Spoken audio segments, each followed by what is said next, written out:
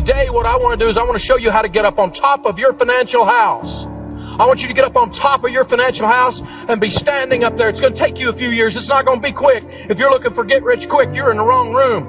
And how do you get up on top of the house? In Tennessee, if we want to get up on top of the house, we use this thing called a ladder. And ladders have steps. And they have rules about the steps. If you get up the ladder and it starts moving, if you're over 16, you come back down. And you steady the ladder and you do it again. You repeat the steps. But you take the steps slow and gradual. You don't skip steps. Because otherwise you'd be hanging upside down with your leg broke. Your neighbor would be laughing at you. No step skipping. Be willing to come back down to solid ground and repeat the process. These are the rules of using a ladder. Around our place, we call these ladders, these steps, baby steps. And you don't do baby step 4 until you've done baby step 1. There's a process here. And there's a reason, because you have to lay a solid foundation. If you're going to build a house, you don't bring the trim carpenter in and start tacking up the crown mold if you hadn't done the drywall and built the house on top of the foundation. You start with the foundation and you build up from there. Baby step 1. We're going to start with, before we do anything else, $1,000 baby starter emergency fund. It's only $1,000, and I want you to get $1,000 as fast as you possibly can to start that. So that's not your emergency fund, that's your starter emergency fund. I want you to get 10 Benjamin Franklins, baby, right quick, right now, fast. This is the easiest baby step because it's only $1,000. And it's the one you'll do the fastest in most cases. This is the hardest baby step because this is the point you decide, am I really going to change my life? Am I really going to buy into this stuff? Am I really going to do something that other people are doing? Am I really going to engage this process? Or am I going to keep doing it, slopping it up the way I've been doing it? I'm going to get serious. I'm going to get focused. This thing is going to change. Because, here's the problem. We don't like change. I don't want to change, man. I like who I am. Human beings don't like change. We tend to do the same thing over and over and over again. Some people work in a job that they've been with 15 years and they hate every day of it, and the only reason they don't change is because they don't like change. Even if we're doing things and they're not working for us, we defend it. We protect and fight for our right to be stupid. We get stuck in our stuff, don't we? We're like a toddler sitting in a poopy diaper. Yeah, I know it smells bad, but it's warm and it's mine. We don't like change. Let me tell you, if you're going to win in this life, you have to learn to embrace change, because the only thing that never changes is we're going to change. Change is a way of life. Embrace it. And you got to embrace it with changing and doing some new stuff with your money. Start with $1,000 in the bank. You got to learn to save money, because nobody does it. Everybody talks about it. Everybody looks at it and goes, uh-huh. And nobody does it. Okay, he's mad about something. We're walking around with no money, the richest country the world has ever known, and all the money leaves your house every month. You have to make this a philosophical process, a theological process, a spiritual and emotional, a relational and a mathematical process. I'm saving money. I'm sick of being broke. I've been doing budgets for 20 years. I do know about. I know it's tough. I know it's hard. So's being broke. So what we're starting here is the first step of savings. It's the emergency fund. Grandma said to save for a rainy day. 78% of Americans, according to Money Magazine, are going to have a major negative financial event in any given 10-year period of time. You better be ready. It's coming. You need to be ready. You need to save money for emergencies. You're an emergency looking for a place to happen. If you hadn't been kicked in the knee to the tune of $5,000 to $7,000 in the last 3 or 4 years, you're overdue duck. Statistically, it's coming. Get ready. You need to build your emergency fund. Dave, you need to be positive. I'm positive. It's going to rain. Get you an emergency fund. That's how this stuff works. This $1,000, you don't even have to put this in the bank. You could just do like one lady did. She went down to Walmart and bought a 8x10 picture frame and put it in there and framed it and wrote under this, in case of emergency, break glass. You don't want to keep it in the underwear drawer because the pizza man will get it. You got to keep it where you can't get to it too easy, but where you can get to it if you need it. Get that $1,000 set aside. Get that minimum baby step, that beginner starter emergency fund ready to go. Personal finance is 80% behavior. It's only 20% head knowledge. You've got to change what you're doing in order to get a different result. You can't keep doing the same thing over and over again and expect a different result.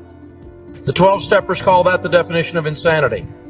Baby step 2, the debt snowball. Pay off all of your debt using the debt snowball except your home.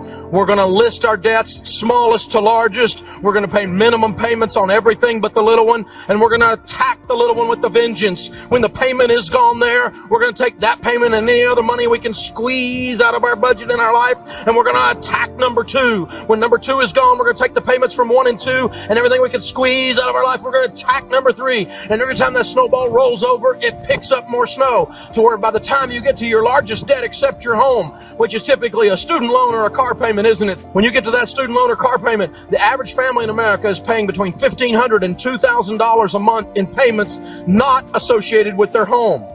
Non-mortgage payments. When you start paying $1,500 or $2,000 a month on a $10,000 car loan or a student loan, that sucker's gone in just a few months. You getting the idea?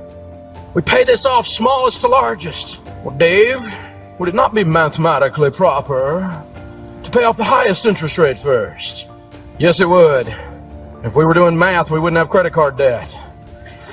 This is about behavior modification. When you go on a diet, it's a good idea to lose weight the first week. That way you will keep doing it, because it's too much work to not eat and to exercise. It makes you grouchy. It does me anyway. Oh, you too, I see. Okay, so, the deal is this. I got to see some results for my pain. You with me? And when I can knock off that little one and knock off that next one and knock off that next one, I'm getting that pump up thing going. I'm going, this is doable. My belief kicks in. My faith is built. My hope grows, and I get more and more and more and more intense as I go down the thing. That intensity, that focus causes this to happen. And I noticed that intensity and that focus in the intimacy of talk radio. As people are calling in, I got to where after years of doing this, I can kind of tell if they're going to be able to do it. I can hear it in their voice. I can hear it in the cadence of their speech and the words that they're using. I can discern what's happening. Not every time, but I started noticing that I can tell that one's going to make it and that one's not. Oh, okay, well, that's not true. Because they'll call up and they'll go like, Dave, I'm getting out of that. It's not that extreme, but sometimes it is. But you get this thing coming up out of them. You can feel it. I've had it. Les Brown, the great motivator, says people change their lives when they have finally say, I've had a moment where I say, I've had it. I'm sick of this. That's when you change your life. You got to get to that point. You can wander into debt, but you can't wander out.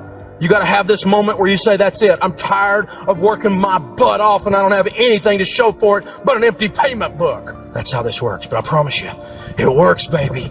If you keep doing it, you get to chase the cheetah. So now, we don't have any payments but a house payment. We're at baby step 2. We're 18 to 24 months in. Does that feel pretty good? Now our next goal is we're totally with Gazelle Intensity going to continue to focus. With focused intensity, we're going to build up that $1,000 account until it reaches a fully funded emergency fund, which is 3 to 6 months of expenses. Emergency funds should be easy to access or liquid. Put them in a money market type account with your mutual fund company. Check writing privileges. It's not going to earn much interest. And I want you to put 3 to 6 months of expenses. Some of you, that'll be $10,000, $15,000, even $20,000 just sitting there, boring, but ready for life to happen. See, here's the deal. Your emergency fund, the problem we get is we get mixed up about it. It is not an investment. Your emergency fund is insurance. Here's the difference. Investments are money that make you money. Insurance costs you money to protect your money that is making you money. You buy insurance to protect your house, to protect your health. You buy insurance to replace your life and the money you make if something happens to you, called life insurance. Insurance is an expense that protects assets. Your emergency fund is not an asset. It technically is in accounting terms, but you don't need to look at it that way. In other words, if it earns a little interest, that's just good. But it's not there to earn interest. It's there to protect your 401k. Because if you have to dip into your 401k because you didn't have an emergency fund and the government takes half of it in penalties and taxes, that's what's known as stupid. Because you didn't have an emergency fund. I never had an emergency fund any time in my life when I was a millionaire doing the real estate stuff. I didn't have any money saved. Everything went back into the deal. Everything we spent, everything we consumed. No money, no liquidity, no cash. And that's one of the reasons I went down, because I had no wiggle room. And that's what this is. It puts a pad between you and Murphy. You know who Murphy is. If it can go wrong, it will. And let me tell you what, you don't have an emergency fund, Murphy will move in your spare bedroom and bring his 3 cousins, broke, desperate, and stupid. And your life will look like a country song. That's how this deal happens. So you don't put it in a CD, a certificate of depression, because if you cash that out early, they charge you a penalty. That's not liquid. That's not easy to access. So a simple money market account with something like your mutual fund company, and you put 3 to 6 months of expenses in there. Money market accounts are easily accessible. Men say things about the emergency fund like it's boring, it's not sophisticated enough. Dave, you want me to take $20,000 and let it sit there and make only 3 or 4%? Dave, I could do a lot better with that. I could do a BBD, a bigger, better deal. I got this game plan. I got this shot. I get this. My wife says I'm scheming and scamming when I do that kind of stuff. And guys are always trying to do this. Very few women do this stuff.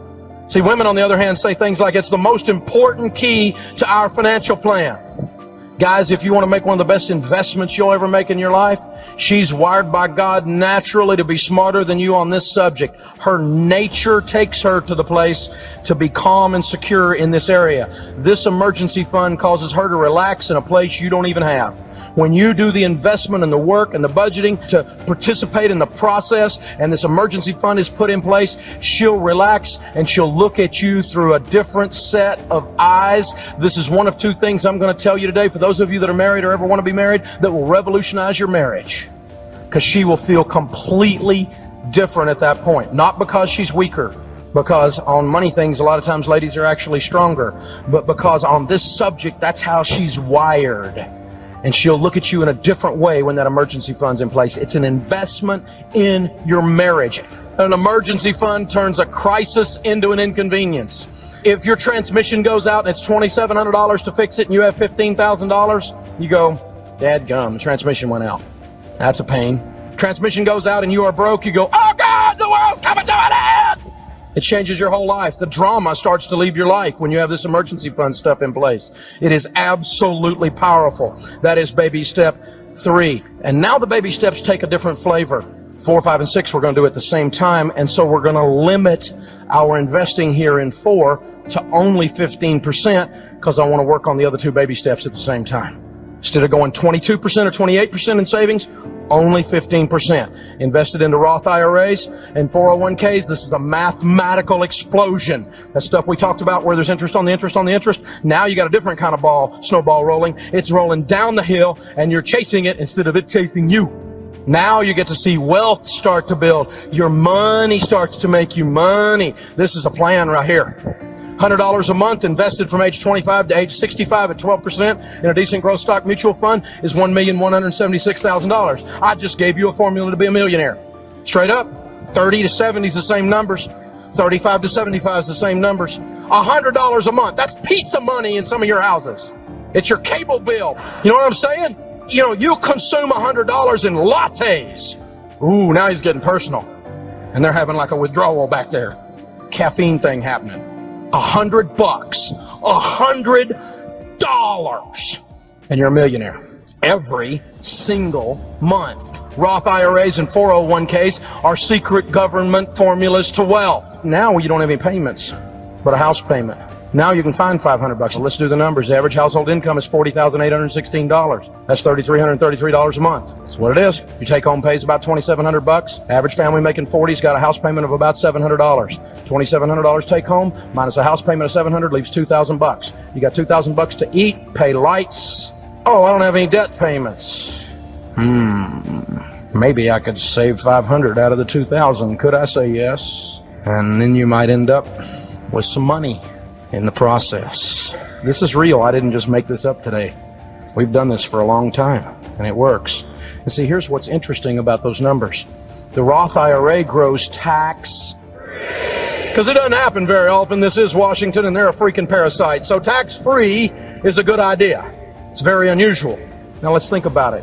$6,000 a year for 40 years. What's 6 times 4?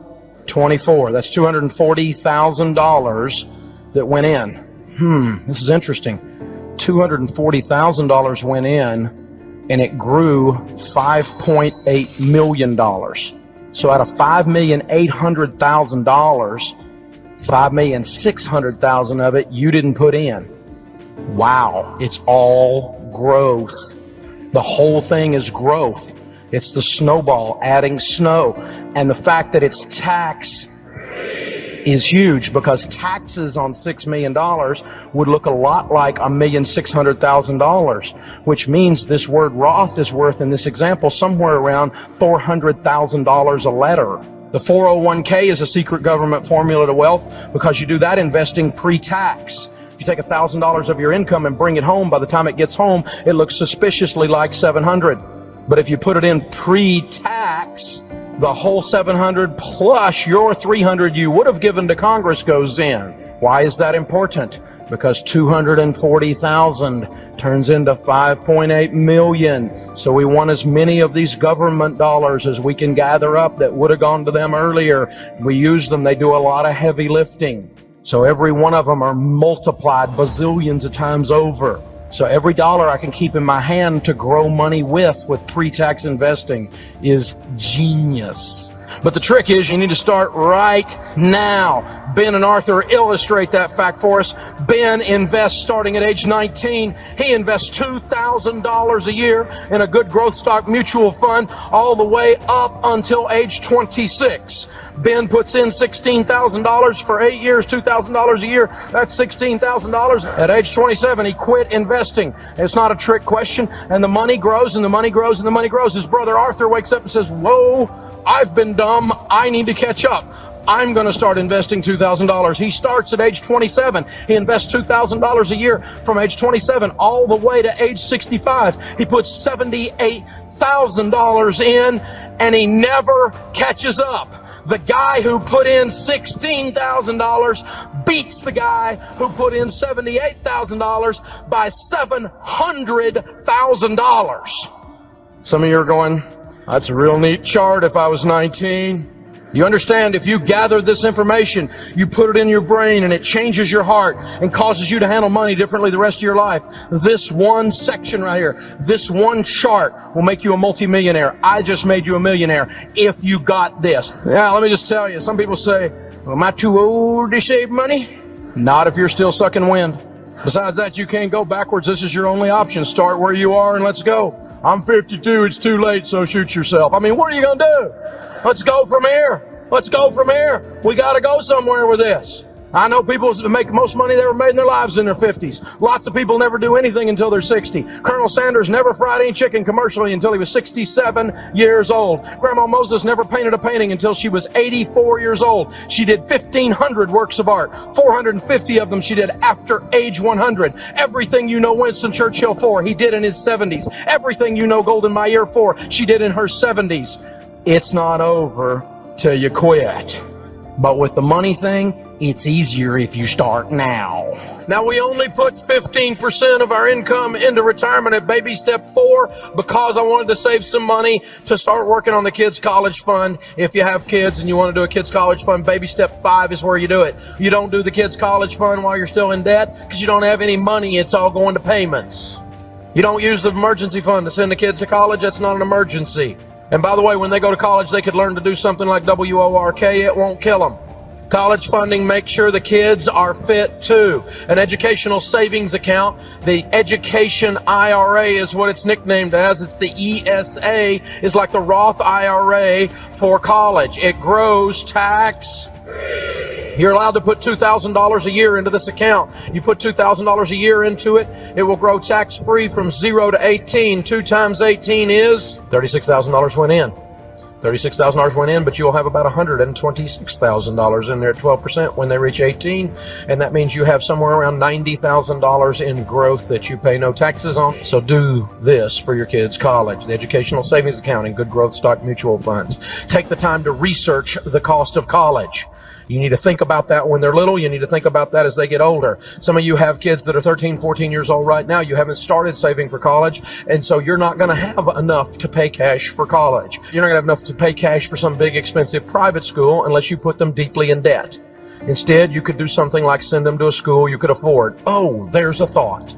But see, we go crazy with the word education. We worship at the altar of the diploma in this culture. Let me tell you what your college degree is worth. Nothing. It's worth nothing. The knowledge that you got on the way to getting that degree, if it is applied in the marketplace, is the only thing that has value. Knowledge is the currency of this millennium. Knowledge is important. Continual learning is important. It's not over when you leave college. You need to read and do some other things, continually get better like you're doing in here today. Continual learning is the only way you're going to win. Teach your kids that. Think about what you're getting for what you're spending. I'm happy for you if you graduated from Wharton or Harvard or Yale. I am not putting those schools down. I'm not putting down Vanderbilt. But let me tell you what, if you're going to go there, you better be ready to pay for it. And if you're telling me it's worth going $100,000 in debt to there, I can economically prove to you you're an idiot. The average college student is graduating right now with $27,900 in student loan debt. This is crazy. And another $6,000 in credit card debt, by the way. First rule of college, pay cash. Now we're sailing. We've got the retirement going. We got the emergency fund in place. We're doing the kids' college into the educational savings account. Now every other dollar above that we get coming in, put it on the house. Pay off the house, pay off the house, pay off the house, pay off the house. Think about it. What could you do if you had no payments? I mean, if you just take a house payment, put that puppy into a mutual fund every month, you know how quick that's $1 million? Really quick. You've been looking at these numbers all day long. You're beginning to see how this stuff works. I mean, what could you do if you had no payments? You'd have control of your most powerful wealth building tool, which is your income. That's the muscle of your ability to build things. It's that simple. Myth. It's wise to keep my home mortgage because I get the tax deduction. How many of you have ever heard the tax deduction myth? I don't want to pay off my house. I'll lose my only tax deduction. That's one of the biggest ones. And I'm amazed that CPAs are so stupid they do this. Really? I've got a degree in finance. Now take a tax deduction if you have one. For goodness sakes, don't send too much money to Washington. But staying in debt because of a tax deduction, here's how that works. Think about it for a second. If you had a $200,000 mortgage at a 5% interest, that means the interest that you paid that year would be 5% of $200,000, which is $10,000. Now, if you do that and you make $70,000 a year, and you have a $10,000 tax deduction, and you make 70, you don't pay taxes on 70 if you have a $10,000 tax deduction, you pay taxes on 60. If that's the case, you're in a 25% tax bracket. You saved $2,500 in taxes. A tax deduction, mathematically, is sending the mortgage company $10,000 to save sending a taxes of $2,500 to Washington. Here's an idea. Pay off your mortgage, give your church $10,000, and you get the exact same benefit. Myth, it's wise to borrow all I can on my home because I can invest it and make more on the investment. If I borrow money at 6.5% and I put it in a good mutual fund making 12, Dave, am I not making a 5.5% spread? The answer is no, because your little formula is naive.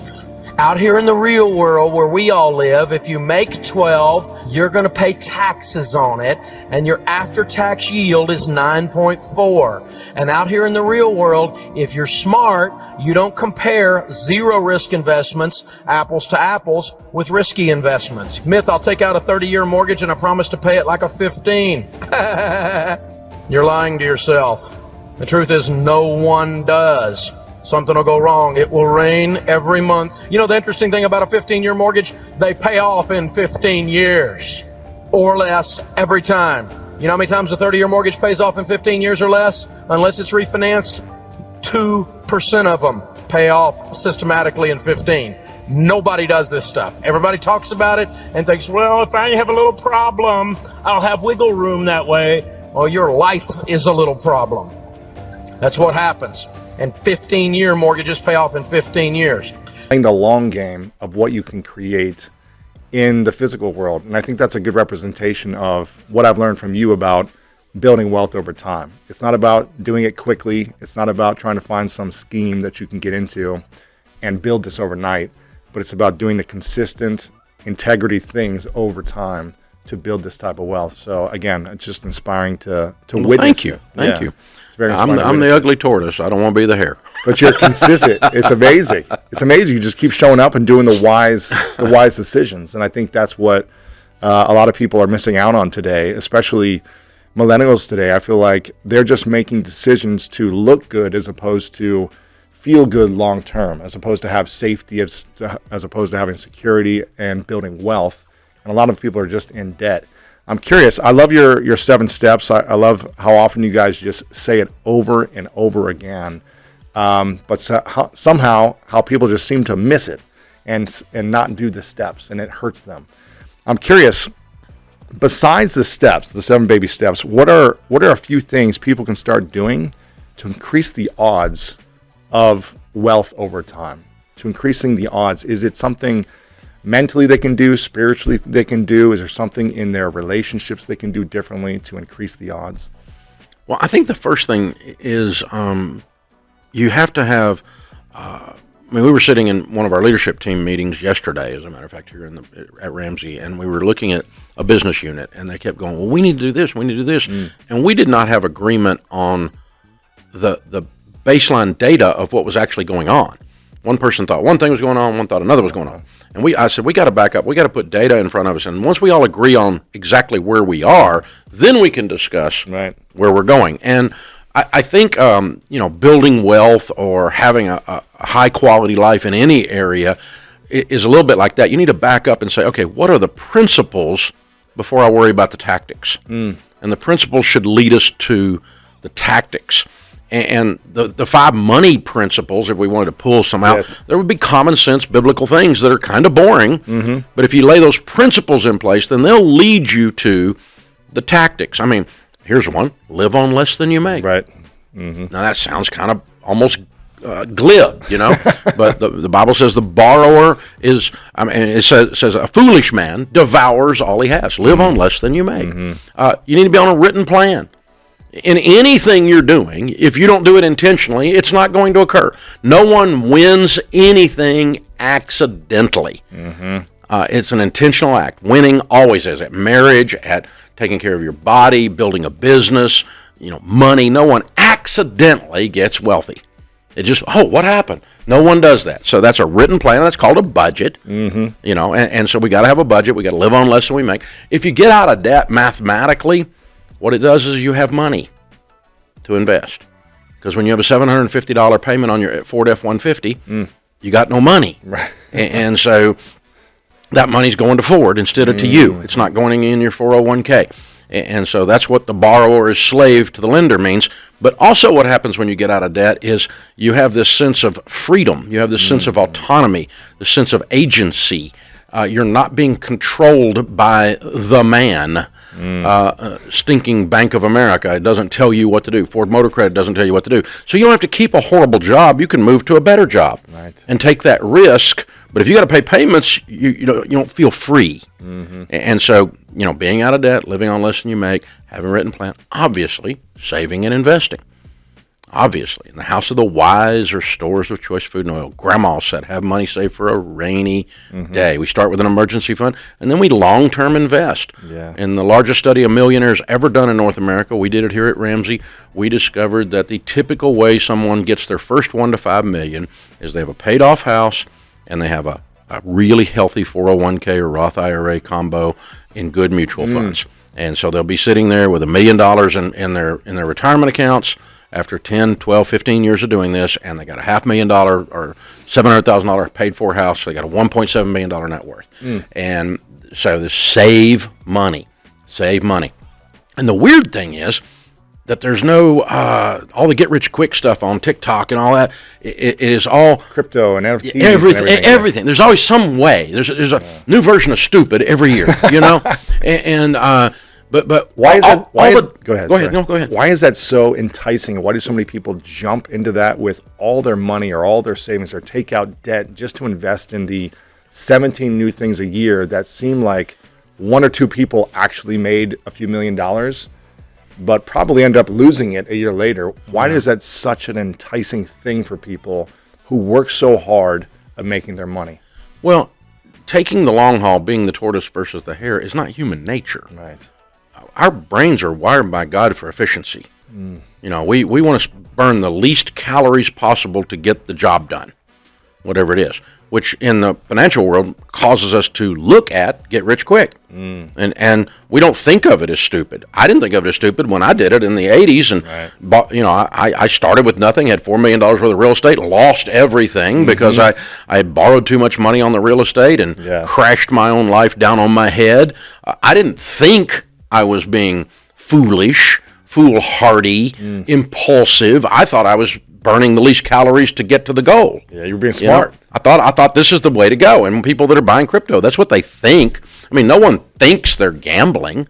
They don't think, oh, has worse odds than a roulette wheel, which it actually did mathematically, but they didn't think that. Right. They thought this is the least calories to burn to get to the goal. So that's just the human brain doing what it's supposed to do. We're just efficiency experts all the time in everything we do. What's the least effort to get to the goal? How often does someone, when they know, like, hey, this is a big risk investment, the chances are of you making, 10x on your return in 1 year or 6 months is so slim, or 100x returns in 2 years is so slim. But why do people sometimes go all in on the money they have, or 90% of their money on things that have a 1% chance of actually getting more than a double return within a year? Well, there's two reasons. One is they don't believe there's only a 1% chance. They believe, again, it's the most efficient way to get there. I didn't think that there was a high probability I was going to fail doing nothing down real estate. I did not. It never occurred to me, number one. And then number two, pride comes right before the fall. Mm-hmm. There's an arrogance. I was smart. I understood that that debt knocked over some people. I understood that sometimes people got in trouble. But I thought, I can do this. Yeah, I'm smart enough. 26 years of your wisdom, you could do this. That's right, man. After 24 and a half years and a college degree in real estate, by God, I can do this. Pride, a little arrogance that says, I know that for that guy, but I'm really good at math. And I grew up in the real estate business, and I know things. Just ask me, And that you see this, you can actually see that dripping off of some of the stuff that's posted on the Get Rich Quick stuff. Uh-huh. Stuff that criticizes you, stuff that criticizes me, stuff that criticizes our friend Craig Groeschel or whoever. I mean, you can see anybody that's playing a long game, or Simon Sinek's Infinite Game, right? Anybody's playing a long game, the short-term thinkers all have to pile on, and there's always that dripping arrogance around it. I can recognize it because I was the same guy. Sure. I did the same. I would have been the guy trashing that guy. I would have been the guy trashing me when I was 26 because I would have been going, no, that doesn't apply to me. Yeah, I understand, Ramsey, but that's for regular people. I'm smarter than that. I'm not regular people. Yeah. So there's that in there. So we got get out of debt. We've got live on less than you make. We got to have a budget. We got to save. And the last one is you need to be outlandishly, outrageously generous and walk around with an open hand. What does generous mean for people that feel like they're struggling to live their own lifestyle of going out with friends once a week or having a dinner every couple of weeks or just doing, some basic activities to enjoy life beyond free activities? How does generosity look like for those individuals? See, generous is not an action. Generous is a character quality. And like integrity, it's a character quality that you choose. You're not born with it. It's not installed. You have to say, I am a generous person. As our friend James Clear says, he says, our habits come from our identity, so change your identity and your habits will follow, right? Yeah. The whole essence of Atomic Habits, his best-selling book, and which is wonderful material. Yeah. And so but I am a generous person. Okay, now what does that mean? Yeah, there's obviously a money thing. That might mean I give 10% to my church, a tithe. That might mean I pick up the bill at dinner. It might mean I look across the room and someone's wearing military fatigues and I buy their lunch. It might, or a policeman, or a fireman, or a nurse. I'm in scrubs. It might mean something that simple tactically, but it could mean I just opened the door for someone. Yeah, a generous heart. It could mean, because here's the thing: we all know the difference in a taker and a giver. We know the difference in selfless versus selfish. When you hang out with selfish people, you feel like you need to take a shower when you're done. And when you hang out with selfless people, so I can just decide to do that. I don't have to have a lot of money. Because generous people are highly attractive, not because they give you stuff, but they're highly attractive because they're very seldom depressed. They almost always have a positive outlook. They don't have a scarcity mentality. They have an abundance mentality. And all of this is just a decision. I'm going to, instead of being, but what happens is we become overwhelmed with the financial stress and we turn it in and we become navel gazers worried about me, because I got to take care of me. And if I don't take care of me, the lights get cut off. Mm-hmm. And it doesn't take much margin to push all of that back as a decision and just say, no, I'm going to leave a tip. That's outlandish. You know, I watched a guy the other day park a Mercedes. He pulled up in a car. I know the car because I looked at it one time. It's a $140,000 car. And he hands the valet $5. I'm like, dude, this is Ferris Bueller's Day Out. You just gave a guy $5 to park $140,000. You are out of your mind. Right.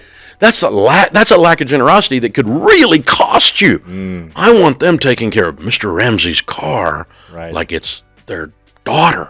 You know, and that's the tip I want to leave for selfish reasons. Hello, you know, protect your car. Exactly. I'm curious, what was the most generous year you've ever been financially? You don't have to say how much you gave or tithed that year, but what was the most you ever gave back in 1 year? Can you remember that year? Yeah, it was year before last. Because I had a goal. I met this. I've been hanging out with these generous guys. These guys that have a lot of money and gals, and trying to learn from them. And one of the things I learned is the intentionality behind their generosity. They're very careful. They do large gifts as if they're doing an investment. Really? They do due diligence. Can you explain what you mean? Well, they do due diligence on the organization. You know, if they're wasteful, they're not handling money well, they don't treat their people well behind the scenes, 89% is going to overhead and 11% is going to hungry children, then this is a problem. That means somebody's got too nice a car in a pile, right? And so they investigate and go into it. That's one thing they do on large gifts. And two, if you've got an organization that's weak and their money is struggling and you give them too much, you can destroy them. Really? Much like a lottery winner. Right. They're not ready for it mentally or emotionally. They don't have the character to carry it. Interesting. They don't have the processes and the systems in the organization in the nonprofit or the ministry to carry it. And so you can actually, if you go into a church of 30 people and you tithe $1 million, you can ruin the place. So what questions should you ask an organization, a church, or a foundation that you want to give a big sum of money to? What questions should you ask the leaders to know that they have a mindset capable of managing that much money?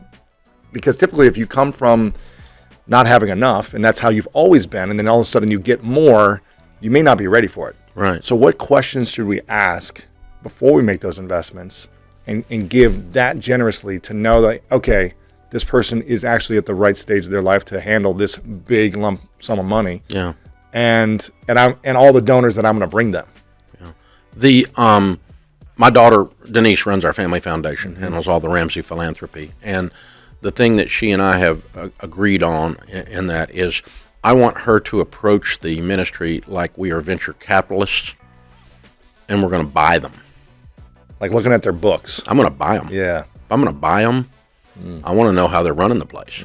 I want to know their HR issues. Yeah. I want to know their systems and processes for growth. I want to know how they manage things. How chaotic is it? How is their accounting systems in place? I want to know the delivery mechanism of the actual goal of the ministry. Again, feeding hungry kids. How are we feeding hungry kids? What's that look like? What's it cost per kid? How many kids do we feed? And what's our goals? And what's our vision for that? And just like you're buying it. And then you can come alongside them and partner with them. And we're not trying to take them over. We're not trying to run them. Don't want to do that. That's their that's God gave them that to do, not me, not Denise. But we're going to approach it that way as due diligence, and then that gives us a different set of eyes. And here's what's weird: because we teach leadership, and because we run a large business, we actually can help them sometimes by advising them and say, you know what, if you would just change that a little bit, then we could change our giving like this. And we're not trying to tell you what to do. We're not trying to bribe you, but we're just trying to come alongside you and love you well, help you, increase your capacity, increase your efficiency for the goals that God's given you to do here. And it's a lot of fun. It's a lot of fun. And so it changes our mindset of just, instead of like, we're going to throw some money over the fence, hope it all works out. If we come alongside them as if we're buying them, or as if we're a venture capitalist and we're going to partner with them or something like that, then we're going to bring our advice. So obviously then the Ramsay Family Foundation does not give to ministries that borrow money. Obviously. Right. That's a deal killer for us. Yeah. That doesn't have to be for everybody, but we teach people not to borrow money. Why would we then give money to someone who's borrowing? That's kind of dumb. Right. So we wouldn't do that. So, but back to the other thing. My goal was, I saw one guy, he gave away $1 million in a year.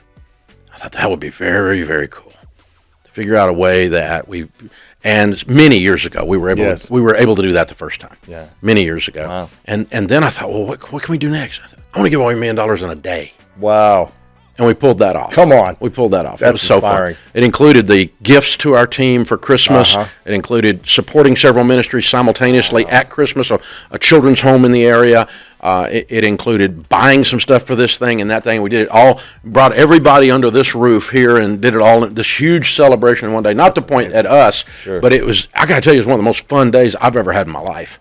Because generosity is fun. Feels good too. It does. It's a blast. It's the most fun you'll ever have with money. Now you said I think you said the year before last was the most that you gave. Yeah. That was that $1 million day. That was it. Okay, so essentially like a year and a month ago or something, right? Is that what it was? Like I guess, or year and a half ago or something like that. I'm curious. Every individual that I've interviewed or talked to, 10 plus years my senior, they all talk, who I really admire, they all talk about generosity and giving and making it something you do early on in your life in any way capacity that you can, and giving more and more the more you are able to give more. And they say the thing that always happens is I always make more when I give, even like a little bit uncomfortably when I give more than I think, can I really do this? The next year always becomes bigger. I'm curious, was the last year one of your biggest years? No. But it will be over a decade. Yeah. I mean, because we're being impacted by outside variables like everyone. Right. I mean, we got supply chain is affecting, the economics are affecting, energy costs are affecting, hiring, cost of labor is affecting us, everything's affecting us. So no, we're actually not up immediately following that. But I am 100% convinced that over a decade we'll be way up. Yeah.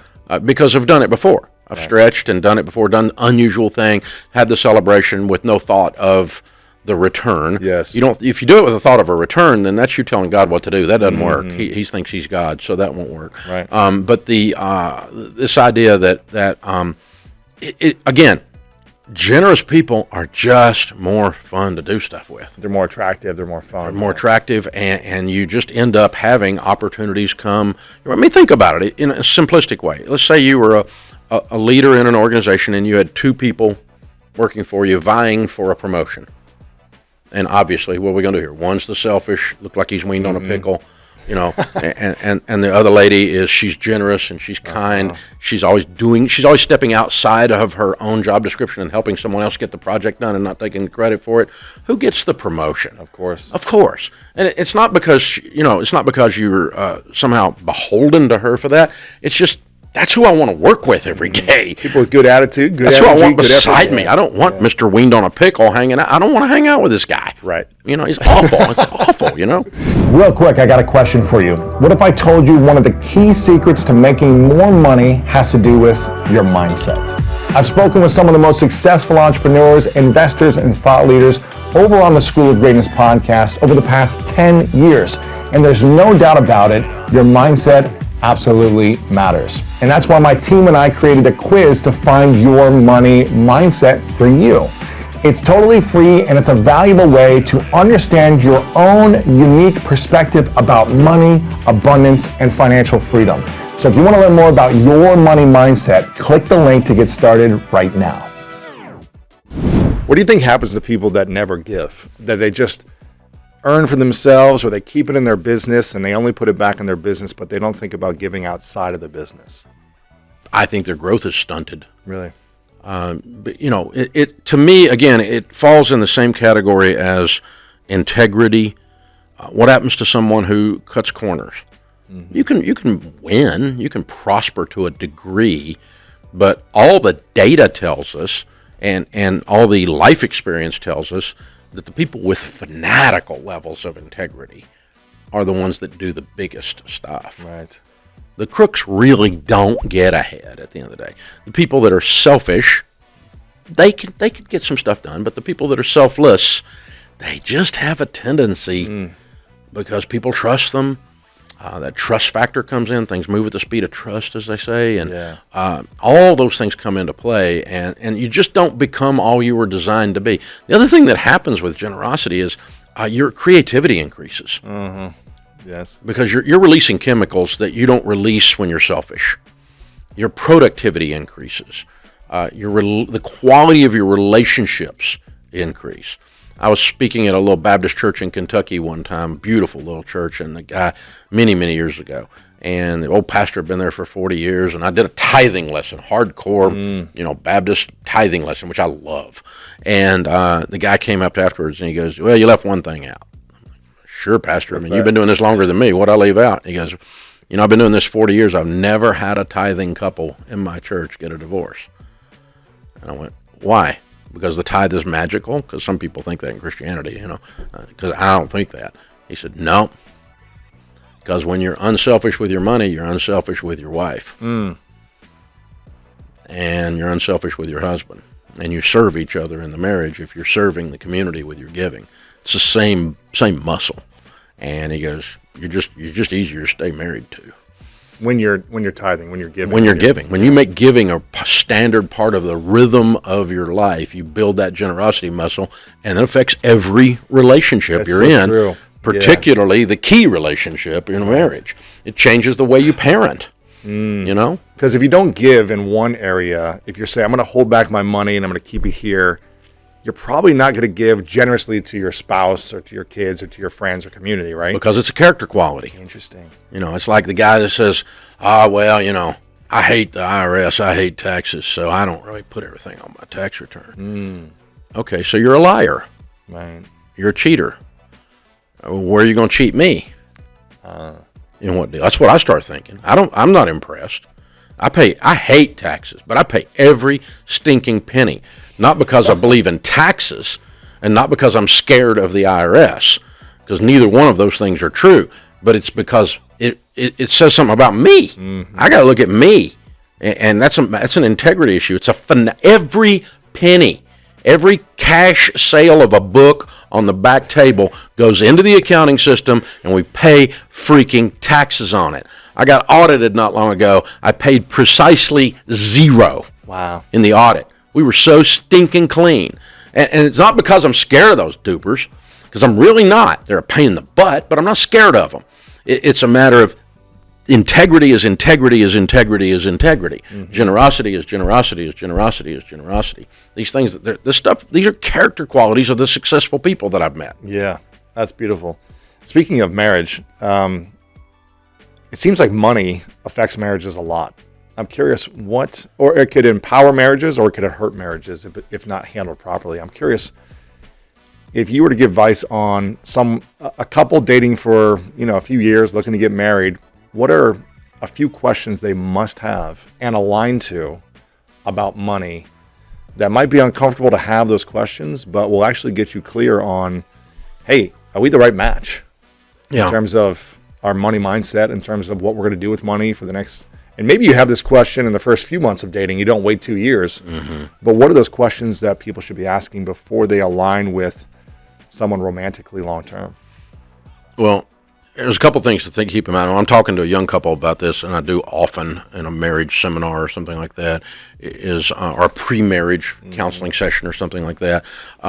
The number one cause of divorce is money fights and money problems out there. The stress of money and the arguments over money. Okay? And so if you said the number one cause of death is getting killed by a bear on the way to the mailbox, right? Then you would analyze how not to get killed by a bear on the way to the mailbox. Yeah. Right? And so if you're going to get married, you should really look at the number one freaking thing. Hello. This is the number one thing that either hurts or ends marriages, is what I'm hearing you say. Yeah. And the odd thing is it's actually circular. It's an infinity loop because it feeds back on itself, meaning that it also, the quality of your marriage is a high data point indicator as to whether or not you build wealth. Yeah.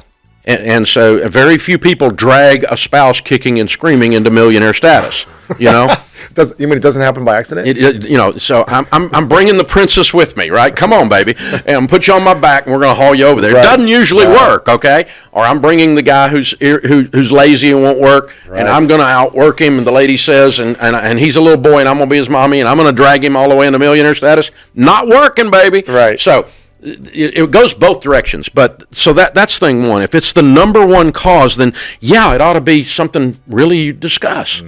So preventative maintenance, right? Yes. It's preventative health. If the number one cause of death is obesity, we probably ought to think about obesity. I'm curious then. What's a question a woman should ask to her man? Within the first few months of dating about money, where she could get a sense if he's fully honest and integrity with what he's saying, and not just saying something to make her feel happy.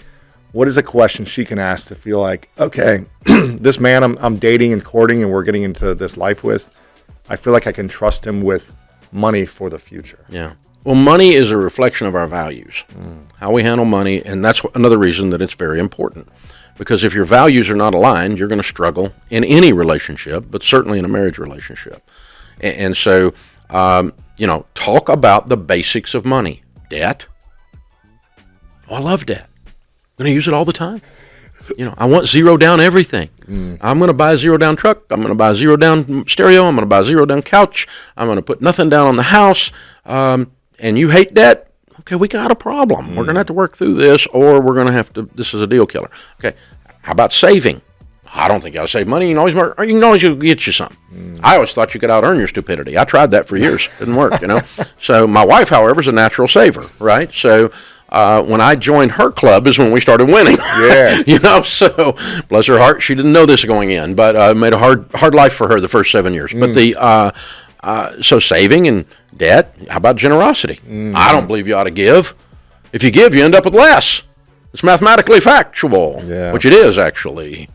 But that's short-term thinking. That's a finite game instead of an infinite game. Again, using Simon's premise on his book. And so generosity, the things we just talked about. Now, how about living on? Are we going to live in chaos? Or are we going to live with a plan? Yeah, want to live with peace or chaos? Yeah. Are we going to live with future-minded or YOLO? You only live once. Thank God it's Friday. Living for the weekend. Our marriage theme song is Huey Lewis in the News, right? I mean, come on. Is this us? And if it is, then, because what's this tell you? Anyone that lives short-term thinking, we know they're emotionally immature. Yes. Spiritually immature. And so you're marrying someone or you're dating someone that's emotionally immature, and they're fun. They're always fun. But it's not fun in the long term because it brings about stress. The fruit of this is nasty. And so, now, do we have to be perfectly aligned on all those things? No, we just need to understand where the other person stands, and are they so far away from us that it's a deal killer? Yeah. Because my wife is more of a saver than I am, by nature. Saving for me is an intellectual act, a spiritual act of my will. It is not a natural rhythm, okay? She naturally saves everything. Yeah. The leftovers in our refrigerator are grotesque. I mean, she saves everything. So to the extent that I can stay close to her on that, then we've got harmony. We have both, obviously, with what we've been through, agreed, no debt. Right. We are both have become planners over the 40 years of marriage. I've always been a detailed planner. So I had to get her to join me more on that. So, but it's better if you do it on the front end than the way we did it. It's a lot harder the way we did it, about kill each other. So you want to be in agreement on that. And all the data tells us on marriage and divorce statistics, and we've studied this for years, is number one cause of divorce, money. The other three, if you can be in agreement on them, religion, kids, whether to have them and how to treat them, and how to deal with crazy people in your extended family, your mother-in-law.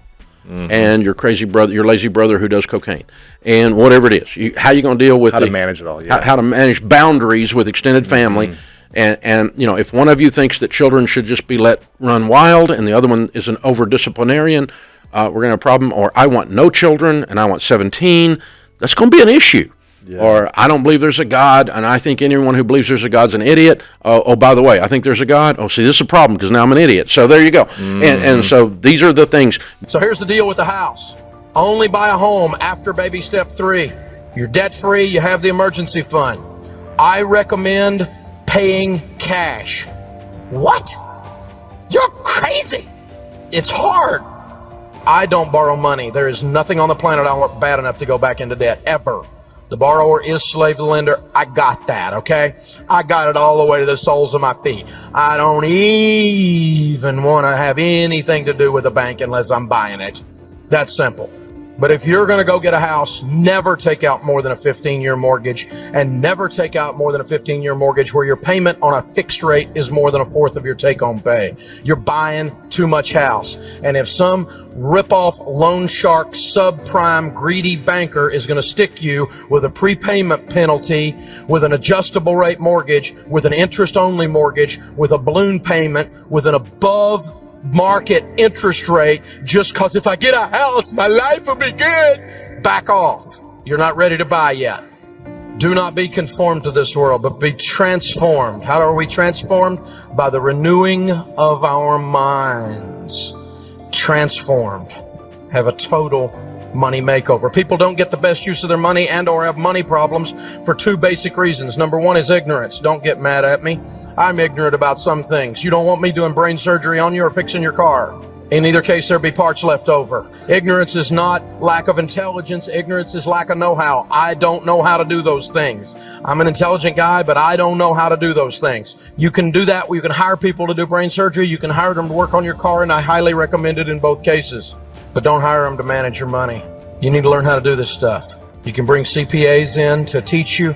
You can bring in an investment guy in the mutual funds to help you, a real estate gal over here, a good mortgage broker over here, an insurance person to teach you.